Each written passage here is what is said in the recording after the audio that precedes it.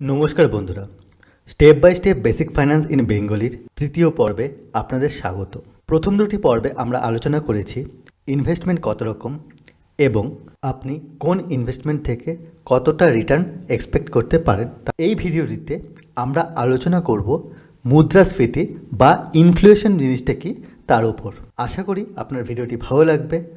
ভিডিওটি পুরোটা দেখুন, হয়তোবা নতুন কিছু জানতে পারবেন। আমি কৌস্তব বিশ্বাস, একজন ইনভেস্টমেন্ট প্রফেশনাল। আমি দীর্ঘ 15 বছর ধরে private wealth management, investment, banking এবং ফাইন্যান্সিয়াল সার্ভিস ডোমেনের সাথে যুক্ত। মুদ্রাস্ফীতি, ইনফ্লেশন। এই স্লাইডটিতে মুদ্রাস্ফীতি খুব সুন্দরভাবে বোঝানো হয়েছে। বেশিরভাগ লোকেরা আমরা মুদ্রাস্ফীতির কুফল ভোগ করে থাকি, কিন্তু কিছু কিছু লোকেরা বুদ্ধি করে এই মুদ্রাস্ফীতিটাকে নিজেদের লাভের জন্য ব্যবহার করতে পারে। 1960 সালের 100 টাকার মূল্য 1920 সালে 1 টাকা 2 পয়সা হয়ে দাঁড়িয়েছে। এর মানে আমাদের ইন্ডিয়ান রুপি বা আমরা বাংলা ভাষায় যাকে বলি টাকা, তার মূল্য দিনকে দিন হ্রাস পাচ্ছে। একেই বলা হয় মুদ্রাস্ফীতি। আজকের ডেটে যে জিনিসের দাম 100 টাকা, 1960 সালে সেই জিনিসের দাম ছিল 1 টাকা 2 পয়সা। আমি এখন চলেছি স্ট্যাটিস্টার ওয়েবসাইটে। এখানে 1986 সাল থেকে ইনফ্লেশন রেট, মুদ্রাস্ফীতি প্লট করা আছে।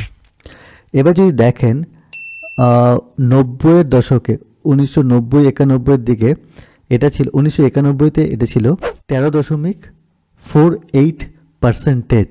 1998-তে এটা ছিল 13.13%।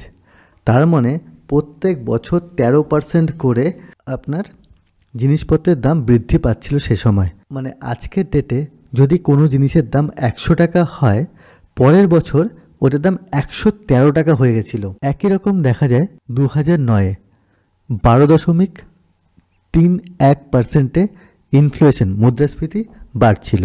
2021 সালে মুদ্রাস্ফীতি 5.56%। যদি আগের বছর কোনো জিনিসের দাম 100 টাকা হয়, এবছর 5 টাকা বেড়েছে। এবং স্ট্যাটিস্টার প্রেডিকশন হিসাবে যে 1922 সালে মুদ্রাস্ফীতি থাকবে 4.88%, 1923 সালে মুদ্রাস্ফীতি থাকবে, এটা হচ্ছে ফোরকাস্টিং, পূর্বাভাস, 4.32%, 24-এ 4.09%, 25-এ 4.02% এবং 26-এ 4.06%। তো এখন আপনি মোটামুটি একটা আইডিয়া পেয়ে গেলেন যে মুদ্রাস্ফীতি বছরকে বছর কিভাবে বাড়ছে। এবার আমি এসেছি ট্রেড ইকোনমিক্সের ওয়েবসাইটে। যদি আমি লাস্ট 10 বছরের মিন মুদ্রাস্ফীতি দেখি, মিন মানে হচ্ছে মধ্য ভ্যালু, তো অতটা স্ট্যাটিস্টিক্সের ডিপে ঢোকার দরকার নেই, আপনি বুঝে নিন যে এটা মোটামুটি গড় একটা নাম্বার। তো এখানে আপনার লাস্ট 10 বছরের মুদ্রাস্ফীতি হচ্ছে 6%। তো আমরা এভাবেই, এবার দেখুন, যখন আমি আমার ভবিষ্যতে মুদ্রাস্ফীতি কত হতে পারে সেটা জানি না, তখন সাধারণত আমরা লাস্ট 10 বছরের মুদ্রাস্ফীতিটাকে ধরে আগের ক্যালকুলেশনগুলো করব। যেরকমভাবে ইকোনমি চেঞ্জ হতে থাকবে, সেরকম আমাদের ক্যালকুলেশনটাকে আমরা অ্যাডজাস্ট করতে থাকব। এবার কতগুলো ক্যালকুলেশন করে আমরা ব্যাপারটা বোঝার চেষ্টা করি। ধরুন, আচ্ছা, মুদ্রাস্ফীতি আজকের ডেটে ধরুন 6%। আর আপনার এজ আমি ধরে নিলাম, আপনার এজ 35 বছর। এবার যদি ধরুন আপনার আজকের ডেটের মাসে আপনার খরচ যদি হয়, বেসিক এক্সপেন্সেস মাসে 30,000 টাকা করে যদি আপনার খরচ হয়, মুদ্রাস্ফীতি যদি গড়ে 6% করে বাড়তে থাকে, তাহলে আপনি আজকের থেকে 5 বছর পরে তারই দাম হয়ে যাবে 39,000 টাকা। 10 বছর পরে আপনার সংসার চালাতে আপনার 52,000 টাকা খরচ হবে। আজকের থেকে 15 বছর পরে আপনার 69,000 টাকা খরচ হবে, যদি আমি 6% হিসাবে ইনফ্লেশনটা ধরে থাকি। দেখুন, আমার ভিশন স্টেটমেন্টে বলছি যে 1935 সালে আমি 1,000টা ক্রোড়পতি বানাবো। এটা কোনো বড় ব্যাপার নয়।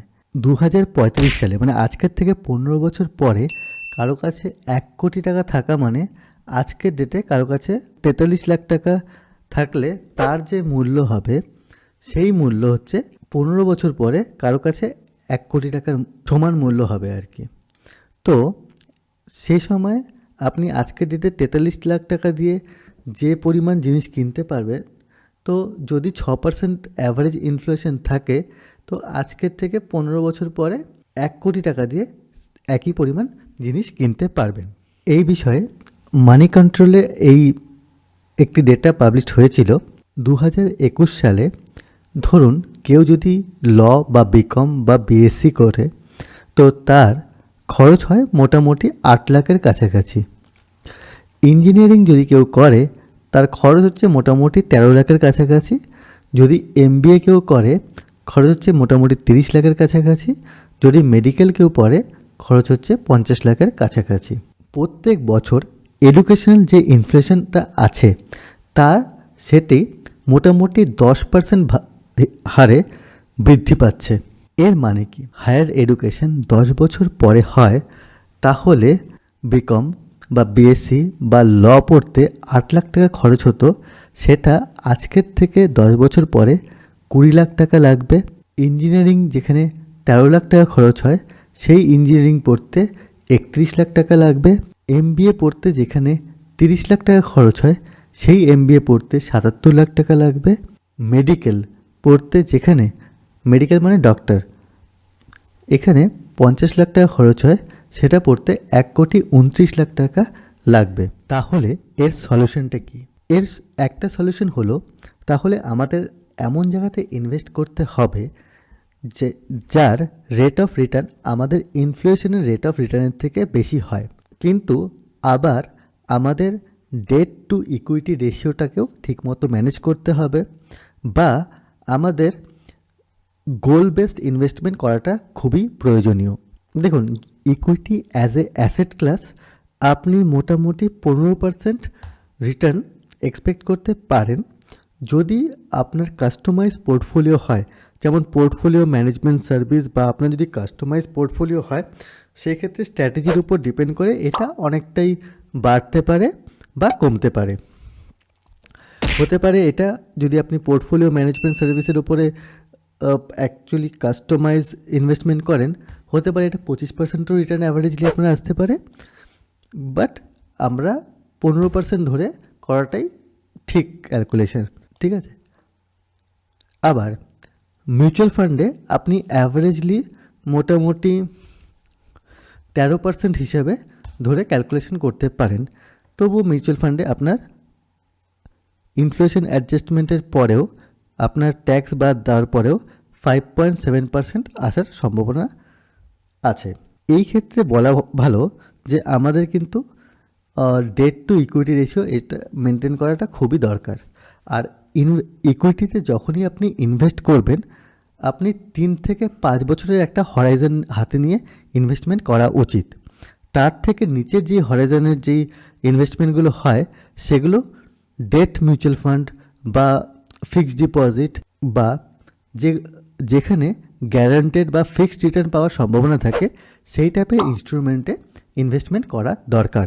এর জন্যই আপনার একজন সঠিক এবং ম্যাচিওর ইনভেস্টমেন্ট অ্যাডভাইজারের সাথে থাকা দরকার, কারণ আপনার ইনভেস্টমেন্ট অ্যাডভাইজার আপনার রিস্ক অ্যাপাটাইট, আপনার গোল, আপনার ক্যাশ ফ্লো এসব বুঝে আপনাকে সঠিক পথে আপনাকে গাইড করে দিতে পারবে, এবং টাইম টু টাইম বেসিসে আপনার পোর্টফোলিও রিস্ট্রাকচারিং করে ঠিকভাবে পরিচালিত করতে পারবে আপনার পার্সোনাল ফাইন্যান্স। আশা করি এই ভিডিওটি আপনার ভালো লাগলো। এরকম ছোট ছোট বেসিক ফাইন্যান্সের ওপরে ভিডিও পাওয়ার জন্যে আমার চ্যানেলটি সাবস্ক্রাইব করুন এবং ভিডিওটি লাইক করুন, আপনাদের প্রিয়জনদের সাথে ভিডিওটি শেয়ার করুন। ধন্যবাদ।